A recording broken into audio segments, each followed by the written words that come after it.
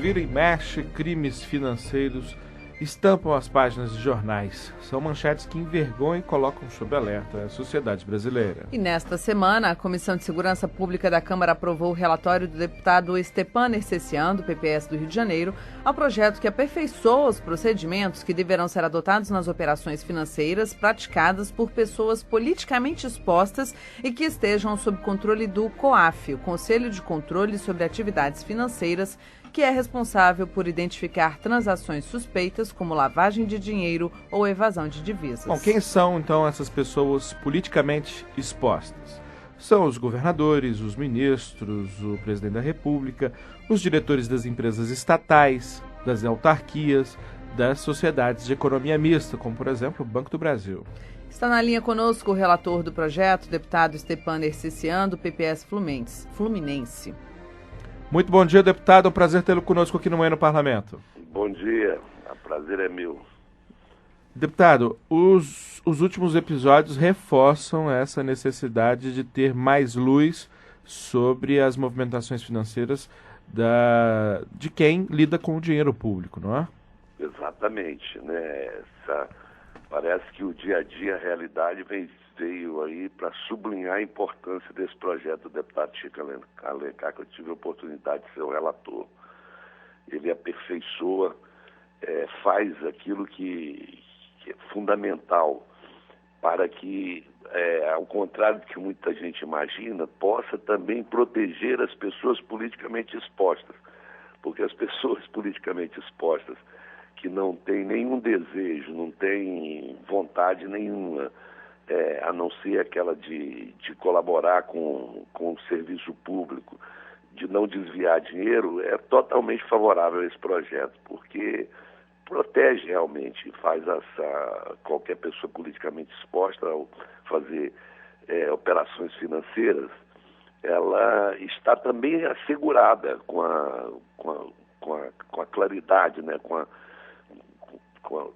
o seu trabalho. Então, eu acho que foi fundamental. O projeto em si era muito bom, mas teve uma ampliação, fruto de debate com o pessoal do COAF, das instituições financeiras.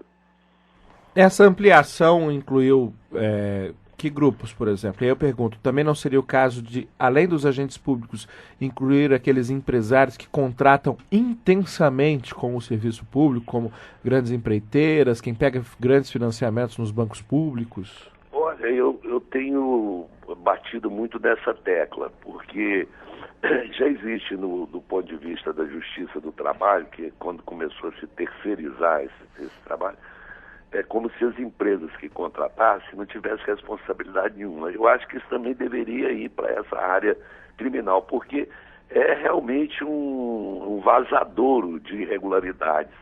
Até porque a gente tem notícias de muitas coisas, muitas empresas terceirizadas, que existe uma diferença enorme entre o preço cobrado pela hora de trabalho e o que é repassado para o trabalhador. Né? E também já tem escândalos e notícias de empresas que já foram apanhadas em ilicitudes, ilegalidades, e que no dia seguinte elas mudam o CNPJ e aparecem, são as mesmas figuras com outro CNPJ fazendo contrato com o serviço público. Recentemente, isso aí pode ir até além, porque eu digo o seguinte, o Brasil está criando a figura do corrupto sem corruptor. É impressionante. A relação que eu estabeleço é como a do traficante e do viciado. Existe aqui o viciado em corrupção que está de boca aberta e o traficante que alimenta esse vício o tempo todo. Acaba de surgir um escândalo, pega as pessoas envolvidas e é como se o corruptor não tivesse feito nada dentro daquele processo, não tivesse importância nenhuma. No dia seguinte, está ganhando uma licitação no Ministério ao lado. Isso também eu acho que deve, nós temos aqui no projeto condições de chegar perto desse pessoal. Inclusive, cá entre nós, ninguém é burro o suficiente para fazer um desvio de dinheiro e depositar nas suas contas, né? Sempre há aqueles laranjas familiares muitos Exatamente. colaboradores próximos, eles estão entrando nesse rol? Estão entrando. Seus familiares e as pessoas que detêm poderes de gestão em empresas nas quais os agentes públicos sejam sócios majoritários. Ou não, entendeu? A gente tá pegando familiares, entre os prefeitos e vice-prefeitos, e botamos os presidentes das câmaras municipais e os membros das suas mesas diretoras. No projeto original do deputado Chico, ele queria botar todos os vereadores, mas isso aí, até do ponto de vista mesmo de cadastramento, etc., poderia ser. Como a gente tem a compreensão de que os atos são decididos pelos presidentes das câmaras e os seus membros das mesas diretoras, eles também entraram. Os deputados federais entram todos? Todos os deputados federais. Até porque dispõe de, só em emendas parlamentares já dispõe de um enorme poder de atuação financeira, né? Esse escândalo que estourou no Ministério do Turismo, que inclusive nós tínhamos debatido na Comissão de Educação e Cultura, porque quando surgiu, esse escândalo não é novo, ele foi anunciado lá atrás, mas aí ficou em banho-maria. Houve atingiu o Ministério da Cultura também, porque o Brasil conseguiu desmoralizar a ONG, né? Talvez uma das coisas mais importantes que foi feita no mundo, que é a organização não governamental, que era uma forma da sociedade participar e que foi positivo em vários lugares do mundo, chegou aqui e virou mais um pretexto, mais um canal de desvio. E sem burocracia, né, deputado? Mais fácil ainda, né? Eu hoje aqui lendo o jornal, eu fiquei pensando, eu falei, engraçado, eu não sei se é. Eu dirijo aqui, eu sou presidente há 12 anos aqui do Retiro dos Artistas. Sim. Nós temos aqui um Centro Cultural Dercy Gonçalves, que foi uma maneira como o Retiro tinha dívidas com o INSS de 20 e tantos anos atrás. A gente não consegue recurso nenhum público para o Retiro dos Artistas, que é uma entidade aqui respeitadíssima, querida por toda a sociedade brasileira e tal. E todas as vezes em que, através do Centro Cultural ou de qualquer coisa, que nós tentamos, assim como outras entidades seríssimas que sofrem aqui, eu fico impressionado com as dificuldades criadas, com a quantidade de documentos, com os relatórios, com os projetos. Para se conseguir uma verba aqui de R$30 mil, você gasta um tonelada. É de um critério rigoroso. Eu comecei a pensar, falei assim, mas como é que as entidades sérias sofrem tanta investigação e existe um canal de facilidade aí para picaretagem, para as pilantropias e etc. Elas nadam de braçada, enquanto as entidades sérias, elas são muito e rigorosamente investigadas. Eu não consegui ainda detectar por que esses dois pesos, duas medidas. Agora, deputado, já que o assunto é combate à corrupção, vou introduzir um tema novo, porque que vai além da questão do controle financeiro, porque está na ordem do dia aí, que é o uso das algemas nessas prisões que ocorreram no Ministério do Turismo. Há críticas de que isso representaria um abuso de poder por parte da Polícia Federal. Como é que o senhor está vendo essa questão? Eu vejo aí sobre dois aspectos, né? Isso só vira polêmica porque nós não conseguimos estabelecer um comportamento padrão da atuação da polícia em relação a qualquer cidadão. Então, fica aquela coisa, não, o negão que foi preso ali tem que ser algemado, quem podia resistir. Aquele outro ali, não, mas isso não pode porque é deputado. O que falta é um código de conduta padrão, olha, como é nos Estados Unidos. Lá nos Estados Unidos, a polícia não fica conversando com o motorista, botando a cabeça dentro do carro para conversar. A ação é sempre a mesma, desce do carro, seja quem for, bota a mão no automóvel, fica de costas, é revistado e depois é que começa o papo.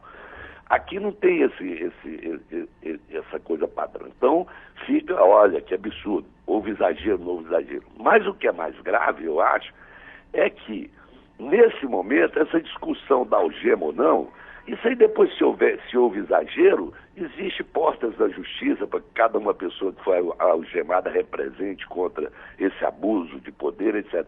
Mas o que é mais curioso é que isso está se tornando a pauta principal. Hoje o vice-presidente da República, Michel Temer,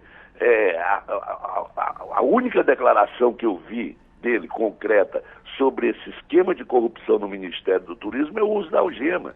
Ninguém está falando no que está acontecendo na investigação, no crime, desautorizando a Polícia Federal, desautorizando a Justiça, né? Porque o assunto principal agora era para ser algemado ou não? O senhor acha que estão querendo desviar do assunto, deputado? Mas é claro, você está pegando um rebutalho ali, uma coisa que não tem a menor importância. Eu tenho a impressão que, por exemplo, o Colber Martins, que foi companheiro, inclusive foi do PPS antes de ir lá para o PMDB da Bahia, e pessoa que a gente conhece e tal, ele foi algemado, então, por exemplo, a defesa deveria ser assim, olha, nós temos certeza absoluta que houve aí um engano, um equívoco, o PMDB, ou seja, o partido que estiver no ministério tal, que fulano de tal, não tem a menor condição de estar envolvido disso, isso foi um crime, e já está entrando com processo contra, com agravante na